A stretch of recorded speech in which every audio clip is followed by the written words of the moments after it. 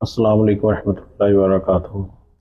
سامعین کرام، آج میں جس موضوع پر آپ سے بات کرنا چاہتا ہوں وہ ہمارے دین، ہماری تہذیب اور ہماری اخلاقی اقدار کا ایک ایسا خوبصورت حصہ ہے جس کے بغیر کوئی بھی معاشرہ کامل نہیں ہو سکتا، اور وہ موضوع ہے مہمان نوازی اور مہمان کی عزت و تکریم۔ سورۃ الذاریات کا حوالہ دیتے ہوئے میں آپ سے مخاطب ہوں۔ خالق کائنات نے قرآن مجید میں جا بجا اپنے نیک بندوں اور انبیاء کرام علیہ السلام کے اوصاف بیان فرمائے ہیں۔ اللہ تعالیٰ حضرت ابراہیم علیہ السلام کا ایک نہایت خوبصورت واقعہ بیان فرماتے ہیں جس سے ہمیں مہمان نوازی کا اصل طریقہ اور سلیقہ معلوم ہوتا ہے۔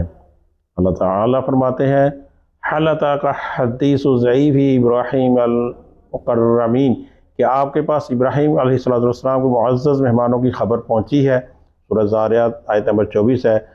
مفسرین فرماتے ہیں کہ حضرت ابراہیم علیہ السلام کے پاس جو مہمان آئے تھے وہ انہیں پہچانتے نہیں تھے، لیکن اس کے باوجود انہوں نے مہمانوں کی عزت و تقریب میں کوئی کسر نہیں چھوڑی۔ قرآن پاک گواہی دیتا ہے، وہ فوراً اپنے گھر گئے اور چپکے سے ایک موٹا تازہ تلا ہوا بچھڑا تیار کر کے لے آئے اور ان کے سامنے پیش کر دیا۔ ہمارے پیارے نبی حضرت محمد مصطفیٰ صلی اللہ علیہ وسلم نے مہمان نوازی کو ایمان کا ایک حصہ جز قرار دیا ہے۔ آپ صلی اللہ علیہ وسلم کا فرمان عالی شان ہے، من کان یؤمن باللہ والیوم الآخر فلیکرم ضیافہ، جو شخص اللہ اور آخرت کے دن پر ایمان رکھتا ہے اسے چاہیے کہ اپنے مہمان کی عزت کرے۔ یہ صحیح بخاری کے حوالہ میں آپ کو دے رہا ہوں۔ یعنی ایمان کی پختگی کی ایک علامت یہ بھی ہے کہ انسان مہمان نواز ہو۔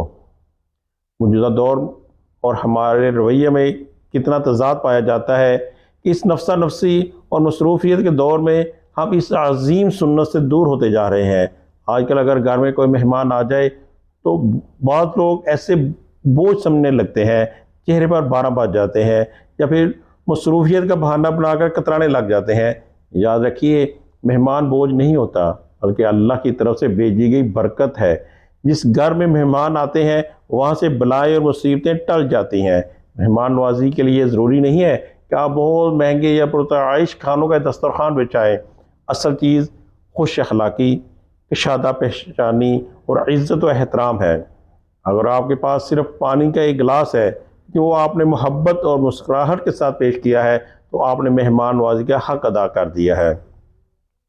میرے عزیز بھائیوں اور دوستوں، آئیے آج ہم یہ عزم کریں کہ ہم اپنے گھروں کے دروازے اور اپنے دلوں کے دسترخوان اللہ کے بندوں کے لیے کھلے رکھیں گے۔ جب بھی کوئی مہمان آئے تو سورۃ ذاریات کے اس پیغام کو یاد رکھتے ہوئے، حضرت ابراہیم علیہ السلام کی سنت پر عمل کرتے ہوئے اور سید الانبیاء صلی اللہ علیہ وآلہ وسلم کے فرمان پر لبیک کہتے ہوئے ان کا پرجوش استقبال کریں گے۔